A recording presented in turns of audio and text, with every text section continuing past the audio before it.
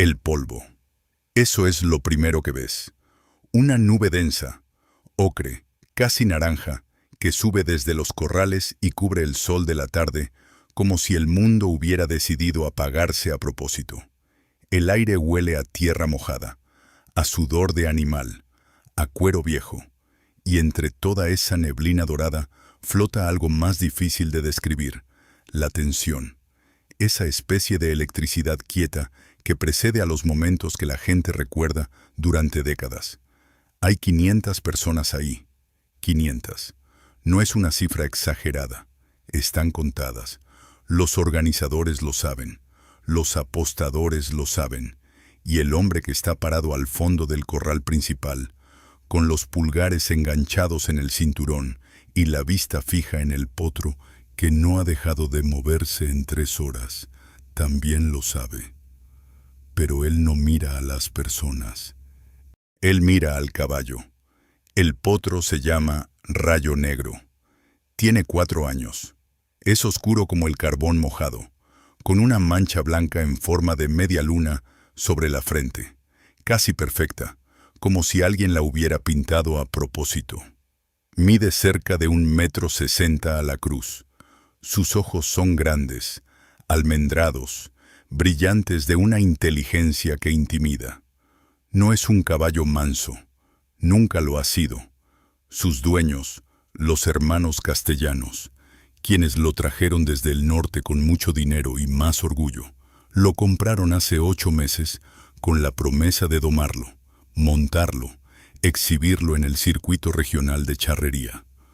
8 meses después, ningún jinete lo ha montado más de 12 segundos. 12. No es que el caballo sea violento en el sentido salvaje de la palabra. No muerde sin razón, no patea a los mozos cuando le llevan el agua, no ha lastimado a ninguna persona en los corrales. Pero cuando alguien intenta montarlo, algo cambia en él. Algo antiguo, irreducible, casi filosófico. Se transforma en un río que decide no dejarse cruzar. Y en esa negativa, en esa resistencia pura, ha derribado a todo el que ha intentado sentarse sobre su lomo. Todo el que ha intentado. Hasta hoy. Porque hoy es la última oportunidad. Los hermanos castellanos pusieron hace 3 semanas un anuncio en 5 municipios distintos.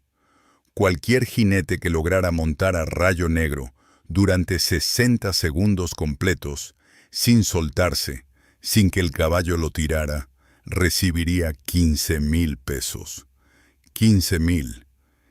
En una región donde un peón gana 2,000 al mes, esa cifra no es solo dinero. Es una transformación de vida. Es educación para los hijos. Es saldar deudas. Es dignidad recuperada. Y hay algo más. Los hermanos castellanos no lo anunciaron oficialmente, pero todo el mundo lo sabe. Si el potro no es domado antes del domingo al atardecer, lo venden al rastro. Un caballo así, hermoso como el error de un ángel, terminaría en el matadero. No por crueldad gratuita, por dinero, por la lógica fría de quien invirtió y no puede seguir absorbiendo pérdidas. Hoy es domingo, son las 4 de la tarde. El sol ya empieza a inclinarse. La gente se amontona sobre las vallas de madera, sobre los techos de los establos, sobre las camionetas estacionadas de lado para ver mejor. Hay señoras con rebozo que llegaron desde temprano con sus taburetes y sus tortas envueltas en papel de estraza. Hay hombres con sombreros vaqueros de distintas calidades, los de paja barata de los pueblos chicos, los de fieltro fino de quienes vinieron con pretensiones. Hay jóvenes que graban con sus celulares. Hay niños que no entienden bien qué está pasando, pero sienten que algo importante ocurre porque los adultos no los mandan a jugar. Y hay apostadores. Claro que hay apostadores.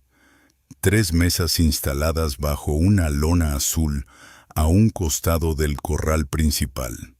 Libretas, fajos de billetes, Hombres de mirada calculadora que llevan toda la semana evaluando probabilidades, consultando antecedentes de los jinetes, preguntando a los cuidadores cómo está el potro, si durmió bien, si comió, si hubo algo diferente en su comportamiento esta semana. La apuesta no es solo si alguien lo monta. La apuesta es quién lo intenta, en qué orden y cuántos segundos dura. Es un mundo completo de expectativas dentro de un corral de tierra. Don Rodrigo Castellano tiene 62 años y la costumbre de nunca disculparse.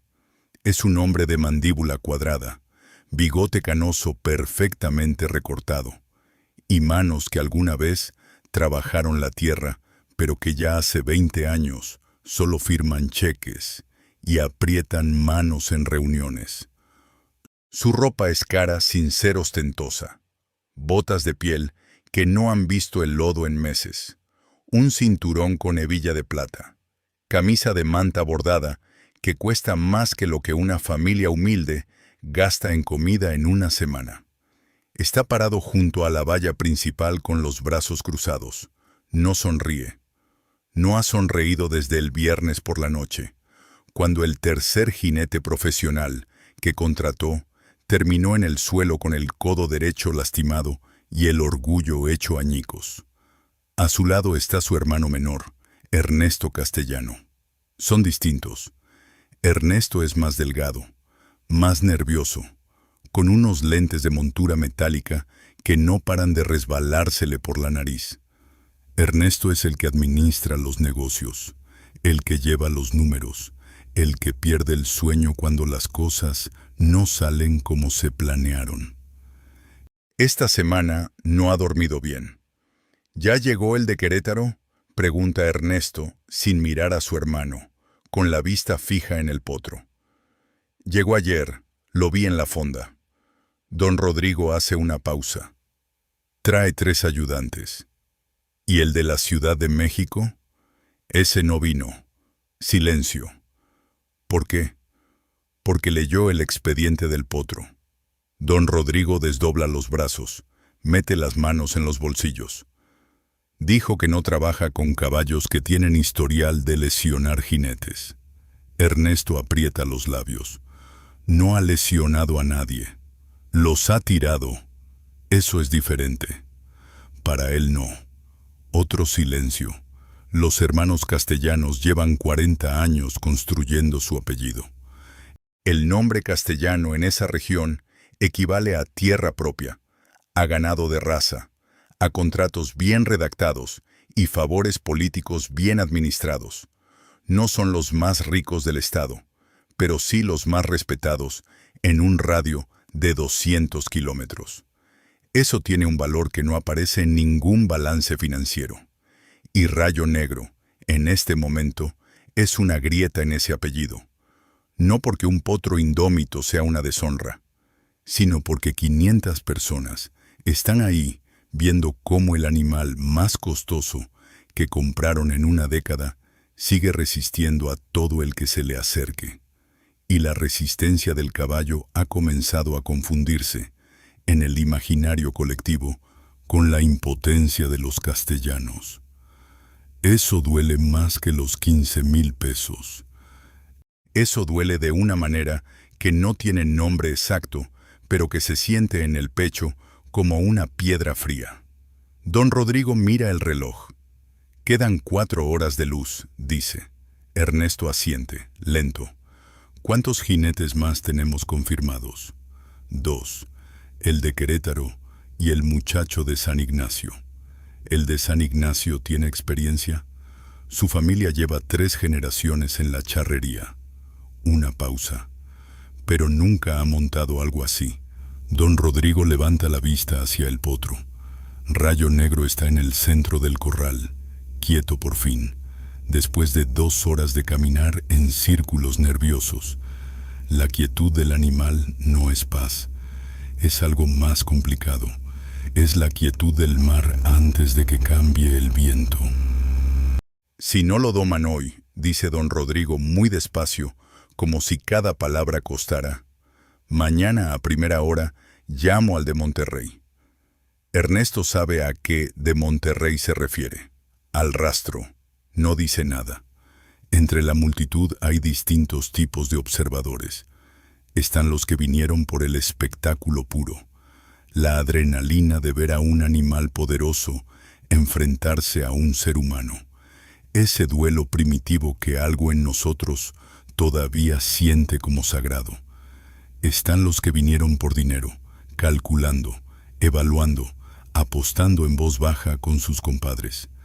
Están los curiosos de los municipios cercanos que no querían perderse algo que ya circula en los grupos de WhatsApp como el potro que nadie puede montar. Y están los entendidos, los que de verdad saben de caballos. Son los más callados, paradójicamente. Tienen la mirada diferente, más pausada, más horizontal, como si escanearan al animal en capas. No gritan. Hacen preguntas en voz baja a los que están cerca. Asienten con la cabeza muy poco. Y cuando se ven entre ellos, se comunican con una especie de lenguaje facial que los demás no pueden leer. Uno de ellos es el señor Abundio Trejo, 70 años, sombrero negro, bigote blanco, que lleva 4 décadas trabajando con caballos de trabajo y de charreadas en todo el Bajío. Está apoyado en su bastón de madera nudosa, con la vista clavada en rayo negro, y no ha dicho una sola palabra en la última hora. El hombre a su lado, su sobrino Genaro, le pregunta en voz baja: ¿Qué le pasa a ese animal, tío? Abundio tarda en responder. No le pasa nada, dice al fin. ¿Cómo que nada? Nadie lo puede montar. Eso no quiere decir que le pase algo al caballo. Abundio escupe hacia un lado sin descortesía, por costumbre. Quiere decir que todavía no ha llegado quien sepa preguntarle cómo se llama.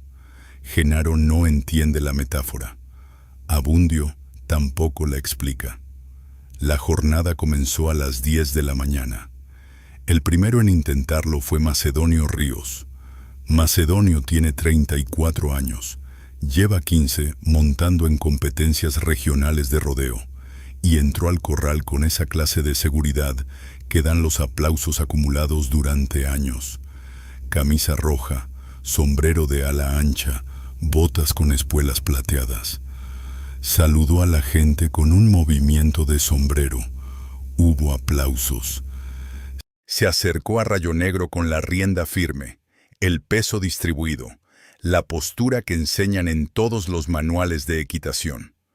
El potro lo toleró durante exactamente 8 segundos. 8. Después de eso, lo que ocurrió fue difícil de describir con precisión porque sucedió muy rápido. Un salto lateral, un giro sobre las patas traseras, un movimiento de lomo casi imposible de anticipar, y Macedonio voló. No cayó exactamente. Voló. Describió un arco improbable en el aire y aterrizó sobre el hombro izquierdo en la tierra del corral, levantando una nube de polvo. Se levantó de inmediato. Los hombres de su oficio siempre se levantan de inmediato, por orgullo más que por integridad física. Hubo un momento de silencio. Luego aplausos, porque la gente aplaude el intento, aunque no haya salido bien. Macedonio se sacudió el polvo, recogió su sombrero y no dijo nada mientras caminaba hacia la valla. Pero su cara decía todo lo que su boca callaba: sorpresa genuina, y algo más oscuro debajo de la sorpresa. Algo que se parecía al respeto involuntario. El segundo fue el Chato Villanueva. El Chato no tenía el glamour de Macedonio, pero sí tenía algo que los conocedores valoraban más: manos. Sus manos sobre las riendas eran un instrumento de precisión. Tenía la fama de haber montado caballos que ningún otro quería, de haberlos llevado desde la terquedad hasta la colaboración con una paciencia casi sobrehumana. Entró al corral sin aspavientos. Pasó 15 minutos solo con el potro antes de intentar montarlo. Caminó a su alrededor sin apresurarse. Le habló, aunque desde las gradas nadie podía escuchar qué decía. Se acercó, se alejó, se acercó de nuevo. Puso una mano sobre el cuello del animal y la mantuvo ahí durante varios minutos. La gente se fue callando poco a poco, porque lo que estaba viendo era diferente. Era algo que reconocían instintivamente como más serio, más delicado, más cercano a lo que el momento requería. El chato montó. Duró 11 segundos. Cuando cayó, lo hizo de manera más controlada que Macedonio, pero cayó. Y lo que fue distinto fue la reacción del potro después. Rayo Negro no siguió brincando, no siguió girando. Se detuvo. Miró al chato caído con una expresión que, de haber sido humana, se habría llamado evaluación. El chato se sentó en el suelo del corral un momento antes de levantarse. También algo inusual. Los jinetes orgullosos no se sientan, se levantan. Pero el chato se sentó, respiró y miró al potro. Y en esa mirada había algo que quien la vio no olvidaría fácilmente. No era derrota, exactamente. Era reconocimiento. Era la expresión de alguien que acaba de descubrir que el problema es más profundo de lo que creía. Salió del corral sin decir nada, y eso fue, en cierto modo, más elocuente que cualquier excusa. Entre el segundo y tercer jinete hubo un receso de 2 horas. Fue durante ese receso cuando la multitud comenzó a crecer. La gente que no había podido llegar en la mañana llegó después del mediodía. Las apuestas se reactivaron con nuevas condiciones. La tensión del corral se expandió más allá de las vallas, contagiando a los que estaban en los puestos de comida, a los que estaban en sus camionetas con la radio encendida, a los que habían venido solo a ver y ya no querían irse. El nombre de Rayo Negro comenzó a tener un peso diferente. Ya no era el potro de los castellanos. Era el potro que nadie puede domar. Y hay algo en el lenguaje colectivo, en ese cambio de descripción, que transforma la naturaleza de las cosas. Un caballo que nadie puede domar no es simplemente un animal difícil. Se convierte en un símbolo, en un reto, en un espejo donde cada jinete ve reflejada su propia valía. El tercero fue Baldomero Quiñones. Baldomero era de Querétaro. Llegó con 3 ayudantes, como había dicho don Rodrigo, y traía consigo una reputación que no era exactamente de jinete, sino de domador. Había publicado un método, un sistema. Había dado talleres en 2 estados. En su camioneta llevaba un cartel plastificado que decía Quiñones, doma natural y metódica. Su aproximación fue completamente distinta a las 2 anteriores. Primero colocó al potro en un espacio más pequeño, un cajón de madera improvisado que sus ayudantes armaron en 15 minutos. Lo dejó ahí durante 20 minutos, estudiándolo desde fuera. Tomaba notas en una libreta pequeña. Sus ayudantes le hablaban en voz baja, y él asentía o negaba con la cabeza sin apartar los ojos del animal. La gente que sabía poco de caballos pensó que eso era muy inteligente. La gente que sabía mucho de caballos miraba con reserva. Abundio Trejo, desde su lugar en la valla, observó sin decir nada los 20 minutos completos. Y cuando Baldomero finalmente entró al cajón con el potro, Abundio suspiró, muy despacio, con la clase de resignación de quien ya sabe cómo termina la historia. Baldomero intentó usar lo que en su método llamaba presión y liberación progresiva. Acercarse, provocar una reacción leve del animal, retroceder antes de que la reacción escalara, y repetir el proceso en ciclos cada vez más cortos hasta que el caballo aprendiera que la presión era temporal y que la calma traía alivio. Es un método válido. Funciona con muchos caballos. Con Rayo Negro funcionó durante exactamente 23 minutos. Fue el intento más largo de la mañana. Y al final, cuando Baldomero intentó poner el pie en el estribo, el potro hizo algo que ninguno de los anteriores había hecho. Se quedó absolutamente quieto, completamente inmóvil, y esa quietud, esa aparente calma repentina, hizo que Baldomero creyera que había funcionado. Subió. Rayo Negro lo dejó subir, y durante exactamente 4 segundos no pasó nada. 4 segundos de silencio en el corral, 4 segundos en que 500 personas contenieron el aliento, 4 segundos en que Baldomero Quiñones pensó que había resuelto el problema. Después vinieron los 4 segundos más violentos de todo el día. No fue un brinco de rodeo, no fue la explosión espectacular de la mañana. Fue algo más eficiente y más aterrador. El potro simplemente se negó. Con todo su cuerpo, con cada músculo, se negó. Y esa negativa tuvo la precisión de algo que no es ira, sino convicción. Baldomero aterrizó en la valla. No en el suelo, en la valla. El golpe fue duro. Sus ayudantes corrieron hacia él. La gente gritó. Hubo confusión durante 3 o 4 minutos mientras lo ayudaban a salir del cajón. No estaba gravemente herido. Un golpe en las costillas, un raspón en el antebrazo. Pero su libreta quedó en el suelo del corral. Nadie la recogió. Y Rayo Negro se quedó mirándola durante un momento, como si supiera exactamente lo que significaba ese cuaderno de métodos y sistemas, antes de volver la cabeza hacia otro lado con una especie de indiferencia soberana. Son las 2 de la tarde. El sol pega vertical y sin misericordia. Las señoras de los taburetes se cubren con sus rebozos. Los hombres de los sombreros de paja se abanican. Los niños se han quedado dormidos en los brazos de sus madres o están jugando en los márgenes de la multitud, ajenos ya al drama central. Pero los que importan no se han movido. Los apostadores siguen en su mesa. Sus números han cambiado. Las probabilidades de que alguien monte exitosamente al potro en lo que queda de tarde han bajado.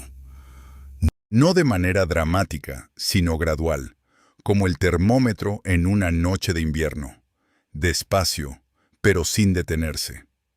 Don Rodrigo está dentro de uno de los establos, sentado en un banquillo de madera, con un vaso de agua sin beber en la mano. Ernesto está parado a su lado, con el teléfono pegado al oído, hablando en voz muy baja. No, todavía no. Hay 2 más que van a intentar esta tarde. Pausa. Sí, lo sé. Pausa más larga. Mañana a primera hora te confirmo. Cuelga. ¿El de Monterrey?, pregunta don Rodrigo sin mirarlo. Sí. ¿Qué precio ofrece? El mismo. Dice que el precio no cambia por el historial. Al menos eso. Silencio. Don Rodrigo bebe un sorbo del agua. La deja. Tú sabías, dice muy despacio, que cuando lo compramos, el viejo que nos lo vendió dijo algo raro. ¿Qué dijo? Dijo que ese potro no iba a dejarse montar por quien quisiera domarlo. Una pausa. Que solo iba a aceptar a quien supiera escucharlo. Ernesto lo mira. ¿Y tú qué pensaste cuando lo dijo? Don Rodrigo apoya los codos en las rodillas. Mira el suelo de tierra apisonada. Pensé que era un viejo que hablaba como poeta para justificar que nos estaba vendiendo un animal problemático. Pausa muy larga. Ahora no sé qué pensar. Mientras tanto, en el extremo opuesto del terreno, lejos del bullicio principal, hay un hombre que lleva 3 horas sentado sobre una piedra plana. Solo. No se ha acercado a las vallas. No ha hablado con nadie, salvo un intercambio breve con uno de los mozos que cuida los corrales secundarios. Y eso fue hace 2 horas. Tiene un sombrero de palma viejo, de esos que ya no tienen forma definida porque han vivido demasiado. Sus botas son de trabajo, no de exhibición. Cuero café oscuro, suela gruesa, sin adornos. Su camisa es azul, de tela ordinaria, con las mangas enrolladas hasta el codo. Tiene 42 años, aunque parece que tiene más. No porque esté envejecido, sino porque tiene la clase de calma en el rostro que normalmente llega después de los 50, después de que la vida te ha enseñado suficientes cosas dolorosas como para dejar de sorprenderte con ellas. Se llama Eusebio Morales Vega, sin apellido de peso, sin tierra propia, sin ganado, sin camioneta nueva, sin socio influyente, sin contactos que abran puertas. Viene de San Cosme, un pueblo de 400 almas a 22 kilómetros de aquí, donde lo conocen como el que trabaja con animales de los demás, porque nunca pudo tener los suyos. Llegó caminando esta mañana. 3 horas a pie, saliendo antes del amanecer.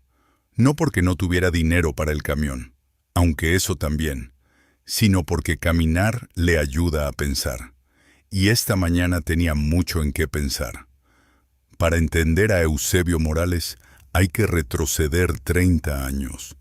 Tenía 12 cuando su padre lo llevó por primera vez a los corrales del señor Inocencio Bautista, el hombre más rico de San Cosme en aquella época, un ganadero de la vieja escuela que olía a puro de tabaco y tenía la costumbre de pagar justo lo pactado y ni un centavo más.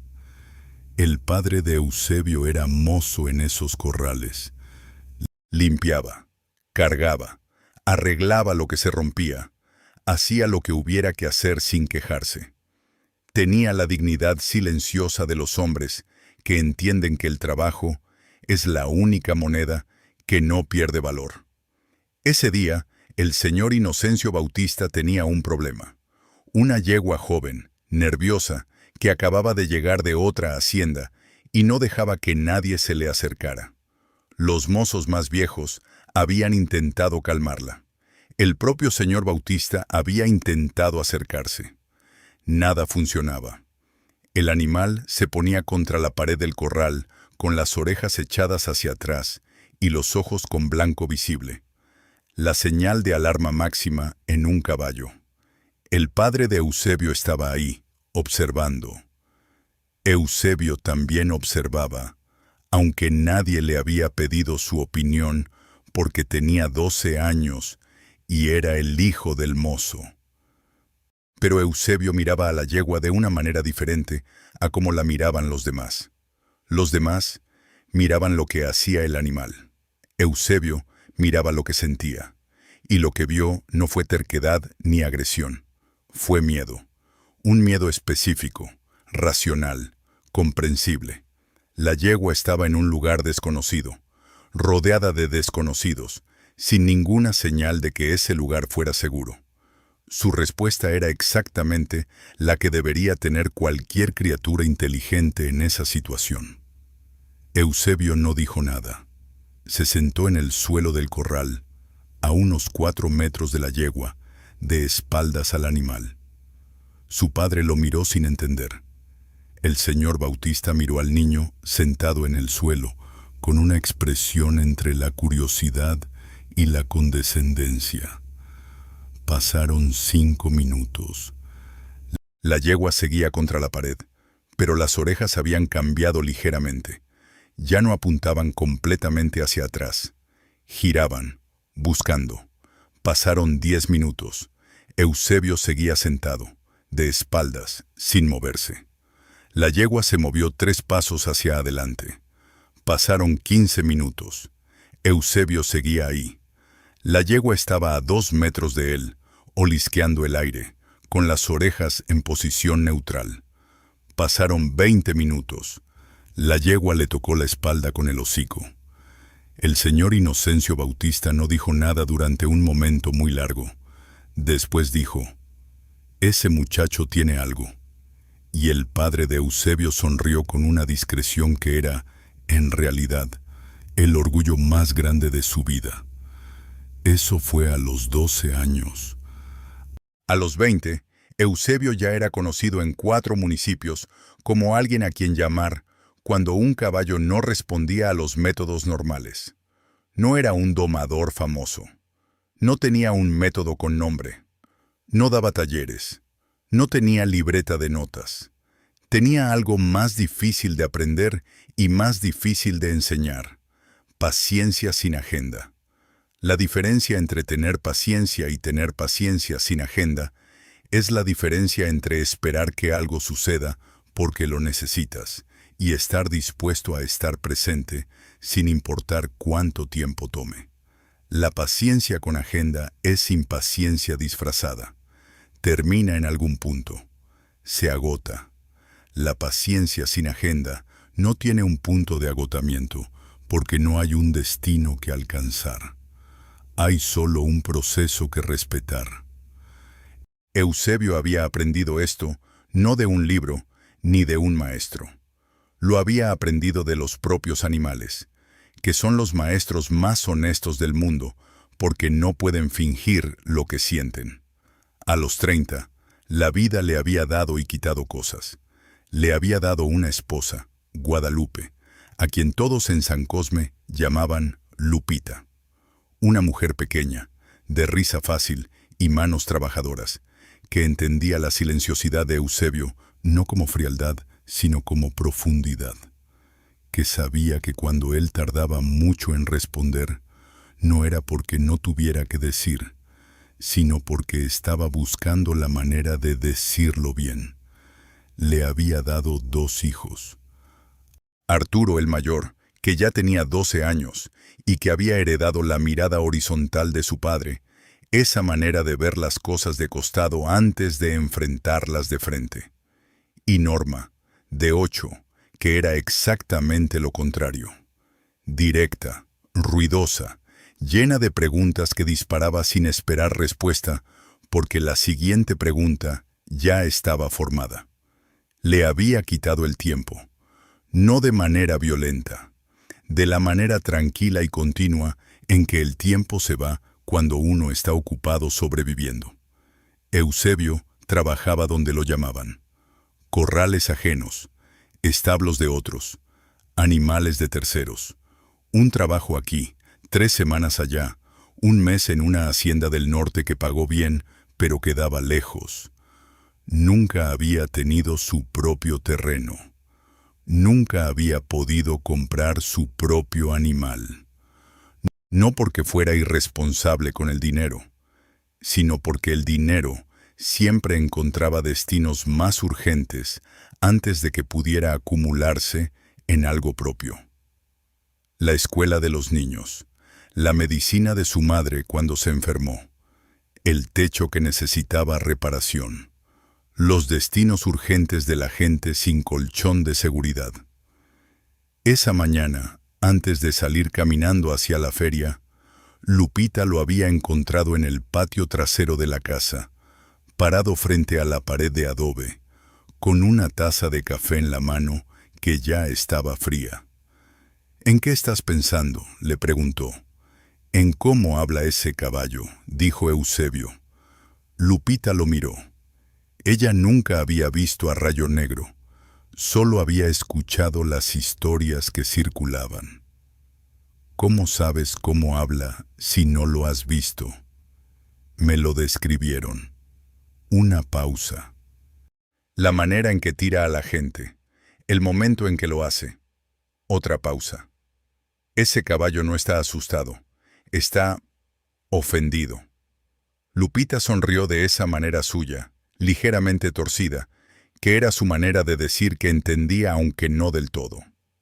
«¿Y tú puedes desofenderlo?». Eusebio tardó. «No lo sé». Y luego más despacio. «Pero puedo intentar entenderlo. Y si lo entiendo, quizás él pueda entenderme a mí». Lupita metió las manos en los bolsillos del delantal. «Son 15,000 pesos, Eusebio». «Lo sé. Con eso pagamos lo de Arturo para la secundaria, lo del techo, Y nos sobra. Lo sé. ¿Y si te cae encima ese caballo? Eusebio la miró. Los caballos no caen encima. Tiran. Una pausa breve. Y yo sé caer. Lupita lo miró un momento más. Luego se metió a la casa sin decir nada más, porque ya había dicho lo que tenía que decir y sabía que él ya había tomado su decisión. Son las 3:30 de la tarde. El cuarto jinete en intentar es Fermín Alcántara, de San Ignacio. 26 años. 3 generaciones de charrería en la familia, como había mencionado Ernesto Castellano. Fermín es diferente a los anteriores en una manera específica. Es joven y lo sabe. Lleva ese conocimiento con una soltura natural, que no es exactamente arrogancia. Es más bien la confianza de quien todavía no ha acumulado suficientes derrotas como para volverse cauteloso. Sus derrotas hasta ahora han sido pequeñas y han llegado seguidas de victorias. Todavía cree, en algún lugar profundo de sí mismo, que el resultado depende principalmente de su habilidad. Entra al corral con la energía de alguien que ha estado esperando esto todo el día. La gente responde a su energía. Hay ruido de aprobación, de anticipación. Rayo Negro lo mira desde el otro extremo del corral. Fermín no empieza inmediatamente. Tiene su propio proceso. Hace que los ayudantes preparen al potro con una rienda de trabajo. Le dan tiempo de acostumbrarse a su presencia en el espacio. Circulan con él para que suelte algo de la tensión acumulada. Es un proceso correcto. Técnicamente, no hay nada que criticar. Durante 20 minutos, Fermín trabaja bien. El potro circunda, se mueve, resopla. Fermín mantiene una distancia respetuosa. Usa señales claras. No apresura nada. La gente en las gradas empieza a creer. Esta es la parte peligrosa. Cuando la multitud empieza a creer, la presión sube. Y la presión sube también en el jinete, aunque no siempre lo note. Fermín lo nota. Y en lugar de reconocer que la nota y compensar con más calma, hace exactamente lo contrario. Acelera un poco, solo un poco, casi imperceptible. Pero los que saben, lo ven. Abundio. Trejo lo ve desde la valla. Cierra los ojos un segundo. Rayo Negro también lo ve, a su manera. No ve el apresuramiento con los ojos, sino con todo el cuerpo, con esa capacidad de los caballos para leer el estado emocional de quien está cerca de ellos, como si fuera un texto escrito en grande. Y en el momento en que Fermín Alcántara pone el pie izquierdo en el estribo, el potro ya ha decidido. No tarda en ejecutar esa decisión. Fermín vuela más lejos que los anteriores. Aterriza bien, con los reflejos de alguien que ha caído muchas veces en ensayos y en competencia. Se levanta rápido, se limpia el polvo, camina hacia la salida. Pero antes de salir, se detiene, da media vuelta y mira al potro durante un segundo que se siente más largo de lo que es. En ese segundo hay muchas cosas. Hay el orgullo lastimado de un joven que creyó que podría. Hay la confusión genuina de alguien que hizo todo bien, técnicamente, y que no entiende por qué no funcionó. Hay el principio de una pregunta que tardará años en formular correctamente. Después camina hacia la salida y la muchedumbre lo deja pasar en silencio. Son las 4:15. El sol ya no está vertical. Empieza a inclinarse hacia el poniente. Las sombras de los postes del corral se alargan sobre la tierra. Entre la multitud empieza a circular la palabra que nadie quería pronunciar. Imposible. No en voz alta todavía, en susurros, en miradas laterales, en la manera en que la gente ajusta su postura, como preparándose para la decepción. Don Rodrigo sale del establo y camina hacia las gradas. Ernesto lo sigue 3 pasos detrás. Los que los conocen los miran. Los que no los conocen también los miran, porque su postura dice algo. Don Rodrigo Castellano, por primera vez en mucho tiempo, no sabe qué hacer. Y eso es visible para cualquiera que lo conozca bien. Fue el mozo del corral secundario el que habló primero. Se llamaba Evaristo, tenía 17 años y había estado hablando con el hombre sentado en la piedra a intervalos durante toda la tarde. No conversaciones largas. El hombre de la piedra no era de conversaciones largas, pero sí intercambios, preguntas breves, respuestas precisas. Evaristo se acercó a don Rodrigo cuando éste pasaba cerca del área de los corrales secundarios. Don Rodrigo, dijo, con la voz de quien no está seguro de si va a arrepentirse de hablar. Don Rodrigo se detuvo. ¿Qué? Hay un señor, está sentado allá atrás desde temprano. Pausa. Me dijo que quiere intentarlo. Don Rodrigo lo miró. ¿Quién es? Se llama Eusebio, no sé más. Llegó caminando. ¿Llegó caminando? Sí, señor. Desde San Cosme, dijo. Don Rodrigo miró en la dirección que señalaba Evaristo. Desde donde estaba no podía ver al hombre de la piedra. Estaba detrás de un establo. ¿Tiene experiencia con caballos? Eso dice. Evaristo dudó. Habla raro de los caballos, como si... Buscó la palabra. Como si fueran personas. Don Rodrigo procesó esto. Ernesto, que había escuchado todo, le habló en voz baja. ¿Cuántos jinetes nos quedan confirmados? Ninguno. Silencio. Don Rodrigo miró el reloj. Miró el cielo. Miró la dirección donde Evaristo había señalado. Tráemelo, dijo. Eusebio Morales se levantó de su piedra cuando Evaristo fue a buscarlo. Se sacudió el polvo de los pantalones con 2 palmadas. Se acomodó el sombrero de palma. Respiró una vez, despacio. Siguió al muchacho. Cuando llegó frente a don Rodrigo Castellano, hubo un momento de calibración mutua que duró unos segundos más de lo usual. Don Rodrigo era el tipo de hombre acostumbrado a que la gente ajustara su postura frente a él. Eusebio no ajustó la suya. No por descortesía, por costumbre. Era un hombre que llevaba décadas siendo el más bajo en cualquier jerarquía social y había aprendido, sin trauma ni resentimiento, a no modificar su manera de pararse según quien tuviera enfrente. Se miraron. «Me dicen que quieres intentarlo», dijo don Rodrigo. «Sí, señor». «¿Tienes experiencia con caballos?» «Trabajé con ellos toda mi vida». «¿Dónde? ¿Dónde me llamaron?»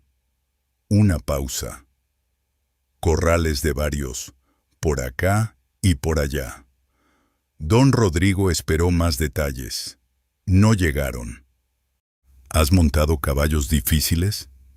Algunos. ¿Conoces la situación de este potro? Lo que me contaron. ¿Y lo que viste hoy? Algo. Eusebio hizo una pausa. No vi todo, estaba lejos. Don Rodrigo lo estudió. Era el tipo de mirada que había desarrollado a lo largo de décadas de hacer negocios. Una mirada que buscaba inconsistencias, fisuras, señales de que alguien era diferente a lo que pretendía ser. No encontró ninguna, porque Eusebio Morales no pretendía ser nada. Las condiciones son las mismas, dijo don Rodrigo finalmente. 60 segundos, 15,000 pesos si lo logras. Si te cae, te hacemos responsable de tus propias lesiones. Entendido. ¿Necesitas algo? Eusebio pensó un momento. Tiempo. ¿Cuánto tiempo? El que me tome. Don Rodrigo frunció el ceño levemente. Quedan 3 horas de luz. Con eso alcanza. Don Rodrigo lo miró un momento más. Está bien. La noticia se propagó por la multitud de la manera en que se propagan las noticias en los espacios cerrados. Rápido, fragmentada, distorsionada en los bordes. Van a intentar otro. ¿Quién es? No sé. Alguien de por aquí. ¿Es jinete de competencia? No creo. Llegó caminando. ¿Caminando? Eso dicen. La distorsión en los bordes convirtió. Llegó caminando desde San Cosme. Dependiendo de quién lo contara, no tiene ni caballo propio. O es un loco que se presentó solo. O dicen que es brujo. Este último surgió de manera totalmente espontánea y sin ninguna base. Pero una vez que existe, vive su propia vida. Lo que sí era universal era la curiosidad. Porque después de 4 jinetes conocidos, con historiales, con reputaciones, con equipos y métodos y libretas de notas, la llegada de alguien sin ninguna de esas cosas generaba una clase de interés que tenía algo de primitivo. Era la curiosidad de quien no sabe qué esperar, que es la forma más honesta de la expectativa. Eusebio Morales entró al corral principal por la puerta lateral, la misma que habían usado todos los demás. Pero de entrada hizo algo diferente. No caminó hacia el centro, se quedó junto a la puerta, de espaldas a ella, y simplemente miró al potro desde el extremo del corral. No más. Solo lo miró. Rayo Negro estaba en el centro, moviéndose en su círculo nervioso de siempre. Al sentir una nueva presencia humana en el corral, paró el movimiento. Levantó la cabeza. Miró al hombre junto a la puerta. Nadie habló. Pasó un minuto. Eusebio no se movió. El potro tampoco. Desde las gradas, alguien dijo en voz alta: «¿Qué está haciendo?». Nadie respondió. Otro minuto pasó. Entre la multitud comenzó a surgir una incomodidad nueva. No la incomodidad de quien espera y le falta paciencia, sino la incomodidad de quien no entiende las reglas del juego que está viendo. «Oye, ¿va a hacer algo o no?», dijo alguien. Una risa nerviosa, pequeña, de quienes están cerca. En la mesa de apuestas, los apostadores se miraron entre sí con expresiones que no sabían cómo clasificar. Abundio Trejo, desde su lugar en la valla, dejó de apoyarse en el bastón. Se incorporó un poco. Sus ojos, que habían pasado todo el día con esa expresión de resignada paciencia, cambiaron algo. No se abrieron más, no se iluminaron de ninguna manera obvia, pero algo en ellos se afiló. Su sobrino Genaro lo notó. «¿Qué pasa, tío?». «Silencio», dijo Abundio. Genaro calló. Abundio siguió mirando al hombre junto a la puerta del corral. Pasaron 5 minutos. Eusebio no se había movido. El potro tampoco había vuelto a su círculo nervioso. Seguía parado en el centro del corral, mirando al hombre. Eso era inusual. Los que conocían el comportamiento de Rayo Negro durante todo el día lo sabían. El potro no paraba. Circulaba constantemente cuando había gente en el corral. Era parte de su respuesta al estrés, una forma de mantener el control sobre el espacio, moviéndose en él. Ahora estaba parado, mirando. Fue Fermín Alcántara, el 4.º jinete, quien lo señaló desde donde estaba apoyado en una valla exterior. «Eso no lo había hecho antes», dijo a nadie en particular, en voz baja. El hombre a su lado lo miró. «¿Qué?». «Pararse, quedarse quieto así». Fermín siguió mirando. En todo el día nunca lo vi pararse sin moverse. Fueron 6 minutos en total. Después de 6 minutos, Eusebio empezó a caminar, pero no hacia el potro. Caminó paralelo a la valla, lentamente, sin apresurarse. Siguió el perímetro del corral, como si estuviera inspeccionando el lugar en lugar de acercarse al animal. Como si el potro fuera una parte más del paisaje, importante pero no urgente. El potro lo siguió con la cabeza, girando el cuello para mantener al hombre en su campo visual. Eusebio completó medio círculo del perímetro. Se detuvo. Quedó de costado al potro, no frente a frente. Otro detalle que los expertos notaron: nadie se para de costado a un caballo que quieren aproximar. O te acercas de frente, con confianza visible, o te acercas desde el cuello, con cuidado. Pararte de costado, mirar al animal de reojo, pero no directamente, era extraño. No incorrecto, exactamente, solo extraño. Baldomero Quiñones, el domador de Querétaro, estaba todavía en las gradas con sus 3 ayudantes. Observaba con una expresión que era mezcla de evaluación profesional y algo más personal que le costaba identificar. «Eso no está en ningún método», murmuró a uno de sus ayudantes. El ayudante asintió, sin saber bien si era una crítica o una observación. Eusebio Morales lleva 42 años aprendiendo algo que no tiene nombre oficial. Algunos lo llaman empatía con los animales. Algunos lo llaman instinto. Algunos, los más poéticos, lo llaman escuchar sin oídos. Eusebio lo llama simplemente atención. Atención real, completa, sin agenda. Lo que hacía en ese corral no era un método, ni un sistema, ni una estrategia. Era una presencia. Estaba siendo completamente presente en ese espacio, con ese animal, sin el peso de los 15,000 pesos encima, sin la presión de 500 personas mirando, sin el reloj en la cabeza, sin el ego que necesita demostrar algo. Eso suena simple. No lo es. Estar presente sin agenda cuando hay dinero en juego, cuando hay cientos de personas mirando, cuando el tiempo se acaba. Eso requiere un tipo de disciplina interior que muy poca gente ha desarrollado. La mayoría de las personas, en ese contexto, serían devoradas por las variables externas: el ruido, las expectativas, el miedo al fracaso, la urgencia del tiempo. Eusebio las había visto todas cuando entró al corral, y las había dejado en la puerta, literalmente, en la puerta. En ese primer momento en que se quedó parado de espaldas a la salida, lo que hizo fue exactamente eso: dejar afuera lo que no pertenecía al corral, quedarse solo con lo que sí pertenecía: él, el animal y el espacio entre los dos. Después de pararse de costado, pasaron otros 4 minutos. El potro hizo algo que nadie esperaba. Dio un paso hacia él, solo uno, pero fue voluntario, completamente voluntario, sin presión de rienda, sin señal de jinete, sin que nadie lo empujara ni lo guiara. El potro decidió dar un paso hacia el hombre. El silencio que siguió a ese paso fue diferente a los silencios anteriores del día. Fue un silencio desconcertado.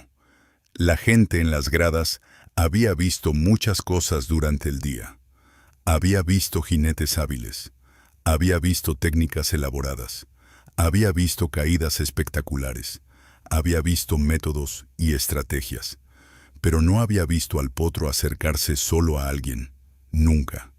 En todo el día, Rayo Negro había sido el que retrocedía, el que giraba, el que establecía distancia. Por primera vez, era el que se acercaba. Abundio Trejo, desde la valla, dijo en voz muy baja, tan baja que solo Genaro lo escuchó: «Ahí está». También lo vio Macedonio Ríos, el primero en haber caído esa mañana. Macedonio había estado en las gradas todo el día, primero con la incomodidad del orgullo golpeado, después con la actitud estudiada de quien finge que lo que está viendo no le importa mucho, pero había seguido mirando, porque cuando algo es genuinamente fascinante, el orgullo herido no alcanza para alejarte de ello. Lo que Macedonio veía no encajaba en ninguna categoría de las que conocía. No era doma tradicional, no era técnica de rodeo, no era ninguno de los métodos modernos que había visto demostrar en talleres. Era algo anterior a todo eso, algo que precedía a los métodos y los sistemas, que existía antes de que alguien decidiera escribirlo en una libreta y llamarlo de alguna manera. Era comunicación. Pura, directa, sin mediación técnica. Macedonio Ríos tenía 34 años y 15 de experiencia. Y en ese momento, mirando a un hombre sin nombre pararse de costado a un potro que nadie podía montar, entendió que había pasado esos 15 años aprendiendo cosas valiosas y útiles, pero había pasado también esos 15 años sin aprender esta, fuera lo que fuera esta. Don Rodrigo Castellano estaba en la valla principal. No recordaba haber llegado ahí. Había salido del establo en algún momento de los últimos 20 minutos, atraído por el silencio que se había vuelto inusualmente denso, y había terminado parado junto a la valla mirando al corral. Ernesto estaba a su lado. Tampoco hablaba.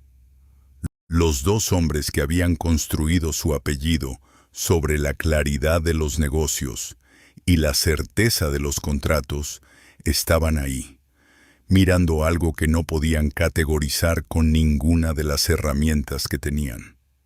«¿Qué está haciendo?», dijo Ernesto, finalmente, en voz muy baja. «No lo sé», dijo don Rodrigo. Y eso, de parte de don Rodrigo Castellano, era una oración que no salía de él casi nunca. En ese momento, Eusebio Morales estaba a 2 metros del potro. 2 metros. Había llegado hasta ahí en el transcurso de 20 minutos, con cada paso deliberado, con cada pausa calculada no por ninguna fórmula, sino por lo que el animal le comunicaba. Avanza, detente, espera. Ahora no, ahora sí. El potro lo miraba, no con alarma, con algo que, si hubiera sido en un ser humano, se habría llamado atención genuina. Eusebio tenía los brazos caídos a los costados del cuerpo, sin tensión visible en los hombros, las manos abiertas, no cerradas, la respiración regular, controlada, aunque desde las gradas nadie podía verla. Levantó una mano muy despacio, no hacia el animal, hacia arriba, al nivel de su propio hombro, con la palma hacia afuera. El potro olisqueó el aire. Eusebio mantuvo la mano así durante un momento, después la bajó y esperó. Rayo Negro dio otro paso hacia él, el último que los separaba de los 2 metros. Ahora estaban a 1 metro. El potro extendió el cuello y olisqueó la mano de Eusebio, que seguía colgando a un costado de su cuerpo, sin moverse para facilitar o dificultar el contacto. El hocico del animal tocó los nudillos de Eusebio. 500 personas contuvieron el aliento al mismo tiempo. No fue un proceso consciente. Fue un reflejo colectivo. La reacción unificada de cientos de organismos que perciben algo significativo en el mismo instante. Y en ese silencio de 500 personas, sin respirar, el único sonido era el viento entre los postes del corral y, muy suave, el sonido de la respiración del potro. 10 minutos después de ese primer contacto, Eusebio tenía una mano sobre el cuello del potro. No la había puesto de un salto, no la había deslizado de manera brusca. Había tardado 10 minutos en pasar de que el animal olisqueara sus nudillos a poder poner la palma completa sobre la curvatura del cuello, entre la crin y el hombro, en el lugar donde los caballos se tocan entre sí como señal de confianza. El potro no se movió. Sus músculos no se tensaron. Sus orejas no cambiaron de posición. Siguió ahí, quieto, con la cabeza a la misma altura que antes, con la respiración regular, mientras la mano de ese hombre que había caminado 3 horas a pie desde San Cosme reposaba sobre su cuello. Entre la gente, algo estaba cambiando. La incomodidad inicial de no entender había dado paso a algo diferente. No exactamente comprensión, porque lo que estaban viendo todavía resistía la categorización fácil. Pero sí a algo que la antecede: el reconocimiento de que lo que está pasando es real y es importante, aunque no lo puedas explicar. Nadie hacía ruido, no porque nadie les hubiera dicho que guardaran silencio, sino porque el silencio era lo único que se sentía apropiado para ese momento. Incluso los niños que quedaban despiertos habían parado de moverse. Eusebio pasó los siguientes 15 minutos con la mano sobre el cuello del potro. Solo eso. No intentó nada más durante esos 15 minutos. No buscó el lomo, no acercó la rienda, no hizo ningún movimiento que pudiera interpretarse como preparación para montar. Solo estuvo ahí. La gente, después de 10 minutos de ese quieto quedarse ahí, empezó a moverse levemente, no para irse, para buscar mejor posición, para ver más de cerca, para asegurarse de que lo que estaban viendo era lo que creían estar viendo. Baldomero Quiñones, el domador de Querétaro con su libreta en el suelo, miraba con los brazos cruzados y la mandíbula ligeramente apretada. Después de todo el día analizando el comportamiento del animal, después de sus 20 páginas de notas sobre el historial del potro, estaba viendo a un hombre sin método formal lograr en 30 minutos lo que él no había podido lograr en todos sus intentos elaborados. Y eso lo perturbaba de una manera que era difícil de articular, pero que él conocía bien. Era la perturbación de quien descubre que su mapa del territorio estaba incompleto, no equivocado, incompleto. Hay una diferencia y la diferencia importa, porque lo equivocado se desecha y lo incompleto se expande. Baldomero Quiñones, en ese momento, estaba expandiendo su comprensión, y le dolía, como le duele a todo lo que crece. Fue el señor Abundio Trejo quien habló. Nadie le había pedido que hablara. Pero Abundio Trejo tenía 70 años y 4 décadas trabajando con caballos, y había desarrollado la costumbre honesta de decir lo que veía cuando lo veía, sin esperar que le preguntaran. Habló en voz normal, no en susurro, no en grito, en voz normal.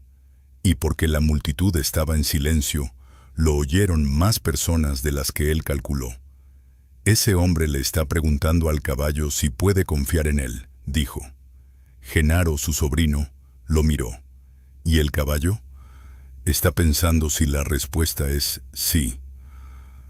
A las 5:17 de la tarde, bajo un sol que ya daba de lado y teñía el polvo del corral de un color de metal viejo, Eusebio Morales tomó la rienda.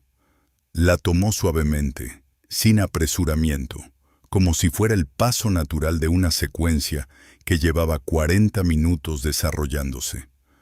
El potro sintió la presión de la rienda, y no hizo nada. No dio un salto lateral, no giró, no tensó los músculos. Sintió la presión y la aceptó como información, como parte de un intercambio que ya llevaba casi una hora construyéndose. Alguien desde las gradas dijo, en voz baja, «No lo va a poder montar». Nadie le respondió. Eusebio no los escuchó, o si los escuchó, no los registró de ninguna manera visible. Caminó despacio con el potro, usando la rienda con una presión mínima, guiando más que controlando. Dieron 2 círculos completos del corral juntos, a paso lento, con el mismo ritmo que habría elegido el propio animal si hubiera estado solo. Después de los 2 círculos, Eusebio se detuvo. Se acercó al costado del potro, puso la mano izquierda sobre el lomo. El potro resopló una vez, solo una vez. Eusebio esperó. 5 segundos, 10, 15. El potro no volvió a resoplar. Eusebio buscó el estribo. Lo encontró. Puso el pie. En las gradas, el tiempo hizo algo extraño. Pareció detenerse. No la clase de detención dramática que uno describe en las películas. Algo más quieto. Como cuando estás en un lugar muy alto y de repente eres consciente de cada centímetro de la distancia que te separa del suelo. Y en esa conciencia, el mundo se vuelve más lento y más nítido al mismo tiempo.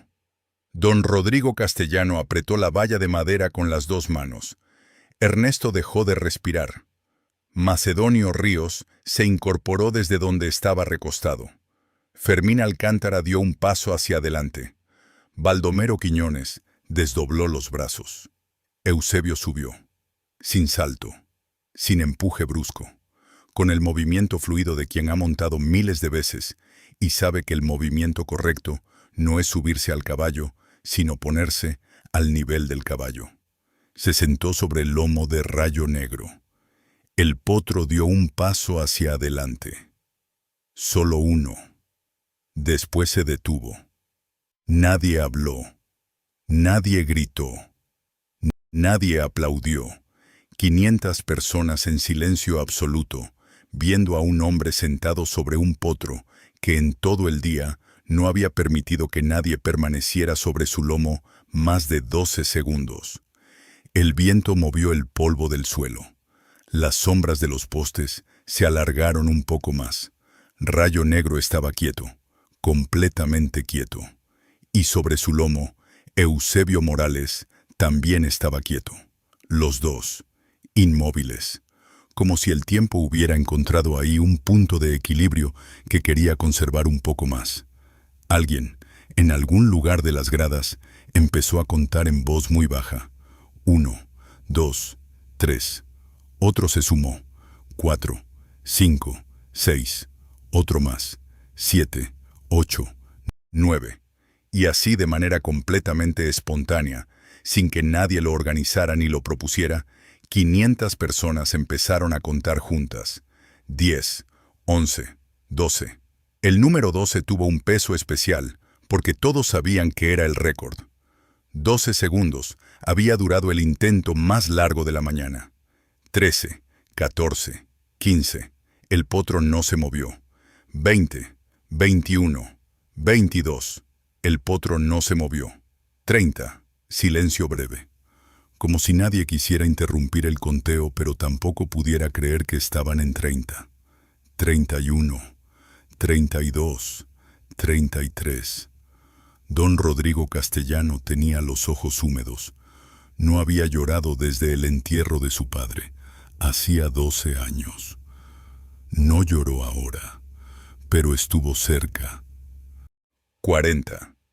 Ernesto Castellano se dio vuelta porque no quería que nadie lo viera poner la mano sobre la boca para controlar lo que fuera que estaba sintiendo. 50. La cuenta se volvió más lenta, no porque la gente dejara de contar, sino porque cada número tenía ahora un peso diferente. Cada número era un segundo más de algo que nadie había visto en todo el día y que nadie sabía si iba a volver a ver. 55, 56, 57, 58, 59, 60. El rugido que salió de 500 personas en ese momento no fue el rugido de una competencia deportiva, esa clase de grito agudo y celebratorio que sube rápido y baja rápido. Fue otra cosa. Fue el sonido de 500 personas soltando algo que habían estado cargando sin darse cuenta. La tensión de horas de intentos fallidos, de expectativas defraudadas, de la proximidad de una pérdida que se sentía como algo más que la pérdida de un animal. Era el sonido del alivio profundo. Rayo Negro, al escuchar el sonido, movió las orejas. Dio un paso lateral, breve, pero no tiró a Eusebio. Eusebio le habló. Nadie pudo escuchar qué dijo. Algo en voz muy baja, cerca del cuello del animal. El potro se detuvo de nuevo. Eusebio bajó del potro de la misma manera en que había subido. Despacio, sin brusquedad, con el movimiento de quien termina una conversación. no de quien gana una batalla. Puso las dos manos en el cuello del animal un momento. Le dijo algo más. Después soltó la rienda y caminó hacia la salida del corral. La gente en las gradas lo vio pasar. Algunos aplaudieron, muchos, casi todos. Eusebio no levantó los brazos, no saludó con el sombrero, no sonrió hacia las gradas. Caminó hacia la salida con la misma postura con la que había llegado, con el mismo sombrero de palma viejo, con las mismas botas de trabajo, con los pulgares enganchados en el cinturón. Don Rodrigo Castellano lo esperaba junto a la puerta. Se miraron. 63 segundos, dijo don Rodrigo. Eusebio asintió. Don Rodrigo sacó un sobre del bolsillo interior de su chaqueta. Se lo extendió. Eusebio lo tomó. Lo miró un momento. No lo abrió. ¿Cómo lo hiciste?, preguntó don Rodrigo. No era la pregunta de un patrón a un empleado. Era la pregunta de un hombre genuinamente confundido a otro que parece tener algo que él no tiene. Eusebio pensó un momento. No lo hice, dijo al fin. Don Rodrigo frunció el ceño. ¿Qué quieres decir? Que yo no lo monté. Una pausa. Él me dejó montarlo. Otra pausa más larga. Son cosas distintas. Don Rodrigo lo miró durante un momento. Después asintió, muy despacio, con la clase de asentimiento que no es acuerdo sino comprensión. Sí, dijo, son cosas distintas. Esa tarde, mientras la gente se dispersaba por los caminos de tierra y las camionetas encendían sus motores en el polvo del atardecer, ocurrieron varias conversaciones que nadie organizó, pero que todos necesitaban. Fermín Alcántara buscó a Eusebio antes de que se fuera.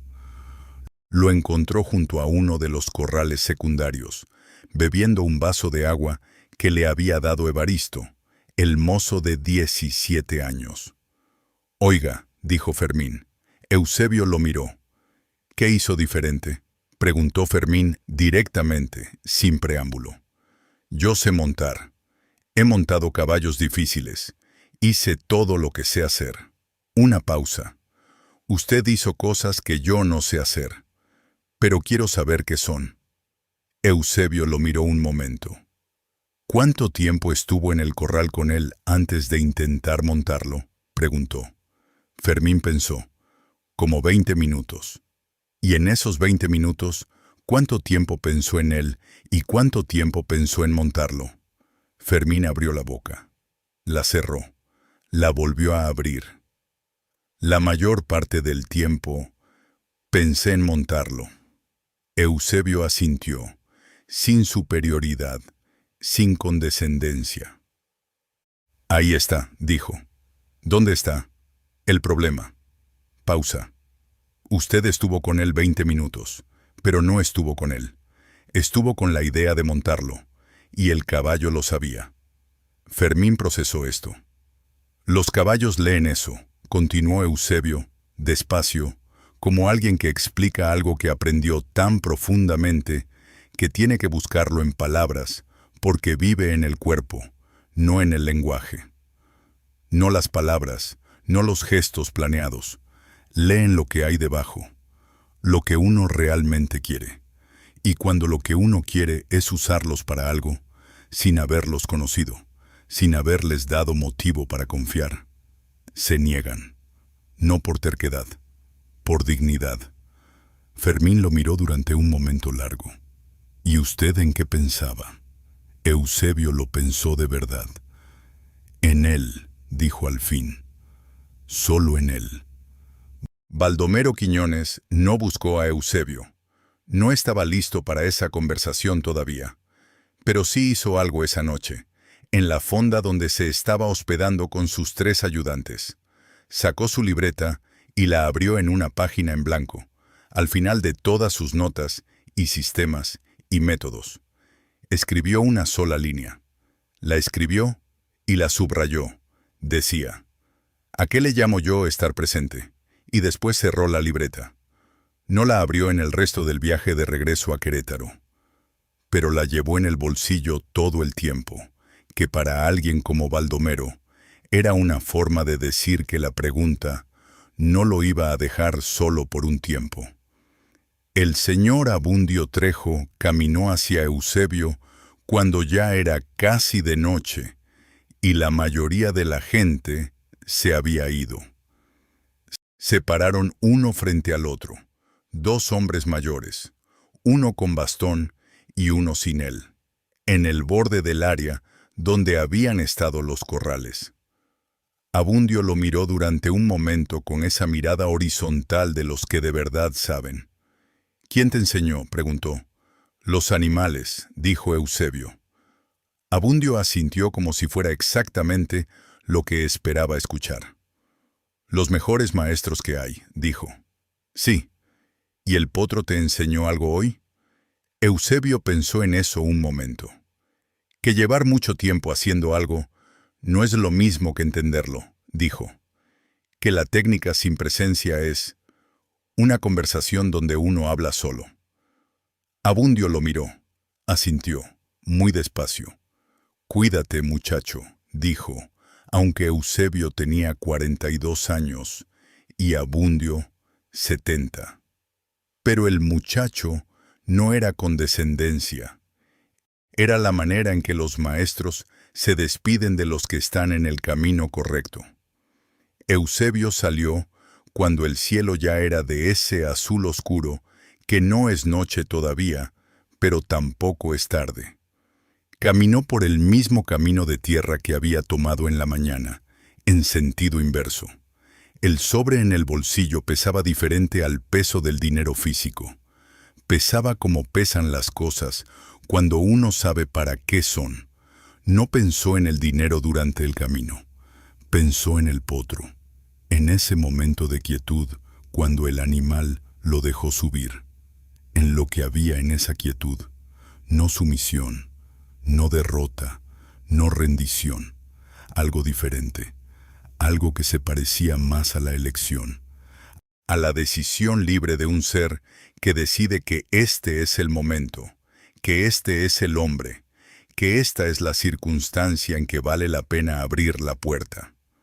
Pensó que los seres humanos también hacen eso, que toda persona tiene su propio mecanismo de defensa, su propio círculo que no cualquiera puede cruzar, su propia resistencia a quien llega con agenda en lugar de con presencia, y que la diferencia entre quien logra entrar a ese círculo y quien no, casi nunca es de fuerza, ni de técnica, ni de método. Es de disposición, de estar dispuesto a conocer a alguien antes de necesitar algo de ellos, de estar dispuesto a escuchar antes de hablar, de estar dispuesto a ser uno mismo, completo y sin prisa, hasta que el otro decida si quiere acercarse. Llegó a San Cosme cerca de las 9 de la noche. La casa estaba con luz encendida. Lupita estaba en la puerta cuando dobló por la última curva del camino, como si hubiera escuchado sus pasos desde antes de que fueran audibles. Lo miró caminar hacia ella en la oscuridad. «¿Y?», dijo cuando estuvo cerca. Eusebio sacó el sobre del bolsillo y se lo extendió. Lupita lo tomó, lo abrió, contó, aunque no era necesario porque el sobre decía el monto exacto. Cuando terminó de contar, lo miró, y por primera vez en muchas horas, Eusebio sonrió. Una sonrisa pequeña, el tipo de sonrisa que no necesita que todo el mundo la vea, porque está hecha para una sola persona. «Entra», dijo Lupita. «La cena está caliente». Hay cosas que no se enseñan en ningún salón y que tampoco se aprenden en los libros. No porque nadie quiera enseñarlas, sino porque su naturaleza las hace resistentes al formato de la enseñanza tradicional. Son cosas que se aprenden en el cuerpo, en la experiencia, en el fracaso honesto y en la observación paciente de lo que realmente ocurre cuando uno deja de imponer su propia versión de cómo deberían ser las cosas. Lo que Eusebio hizo en ese corral no fue un milagro. Fue la consecuencia natural de décadas de atención real, de estar presente, de verdad presente, en cada interacción con cada animal que encontró en su camino. No pensando en lo que iba a hacer después, no calculando el siguiente movimiento mientras ocurría el actual, no llevando la cuenta de su propio desempeño mientras el desempeño ocurría. Simplemente, ahí, con eso, con ese ser, en ese momento. Los hermanos castellanos habían contratado expertos. Los expertos habían traído métodos.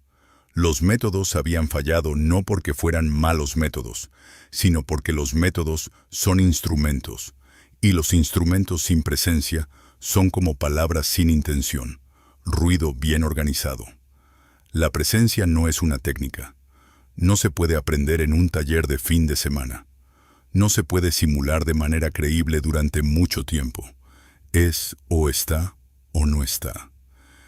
Y cuando está, cuando de verdad está, sin agenda, sin prisa, sin la necesidad de demostrar nada, los seres del mundo, los animales, las personas, las circunstancias, lo perciben de una manera que no pasa por el intelecto. Pasa por algo más antiguo y más fundamental. Y responden. Rayo Negro fue montado 3 veces más en los siguientes 2 meses, siempre por el mismo jinete, siempre con el mismo resultado. No porque el potro se hubiera domado en el sentido tradicional de la palabra, sino porque había encontrado a alguien en quien confiaba. Y la confianza, una vez establecida con honestidad, tiene una permanencia que ningún método puede garantizar. Esa noche, en cada pueblo al que regresaron los que habían estado en los corrales, ocurrieron conversaciones que no hubieran ocurrido de otra manera. Hombres que llevaban años enfrentando problemas de la misma manera, con el mismo resultado, se encontraron pensando en el hombre del sombrero de palma viejo y en el potro que nadie podía montar.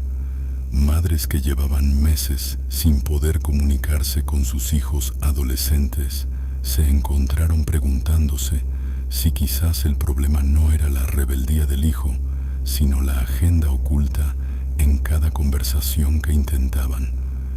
Jefes que se habían preguntado por qué su equipo no respondía a sus instrucciones claras y razonables, se encontraron considerando si quizás la claridad y la razón no eran suficientes, si faltaba la presencia.